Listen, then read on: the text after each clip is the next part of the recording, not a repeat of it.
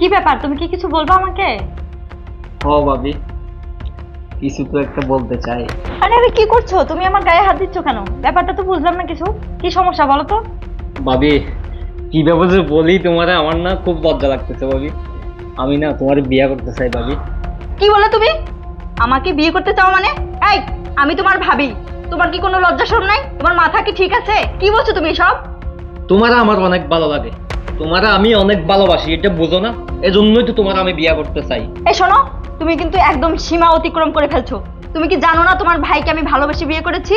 আর তুমি এসব কথা বলার সাহস পাও কিভাবে? তুমি আমার ভাইকে ভালোবেসে বিয়ে করছো, আর আমিও তোমার ভালোবাসি, এই জন্য তোমার আমি বিয়ে করতে চাই। সি সি মাহিম, তুমি এত বড় বেয়াদব হয়েছো, জানতাম না তো। আমি তো তোমাকে আমার নিজের ছোট ভাইয়ের মতো জানি, আর তুমি কিনা আমার সাথে এরকম ব্যবহার করছো। দাঁড়াও, আমি তোমার ভাইকে বিচার দিচ্ছি, দাঁড়াও। ভাবি, তোমার এত কথা আমি শুনতে চাই না। আমি তোমার এখনই বিয়ে করবো। চলো কাজী অফিসে যাই। আরে আরে চলো। ছাড়ো আমাকে। এই চলো। সাবির, সাবির দেখো তোমার ভাই আমার সাথে কিরকম ব্যবহার করছে। এই ছাড়ো। কি হয়েছে? তোমরা তো চিল্লাচ্ছ কেন? সাবির, তুমি আসছো?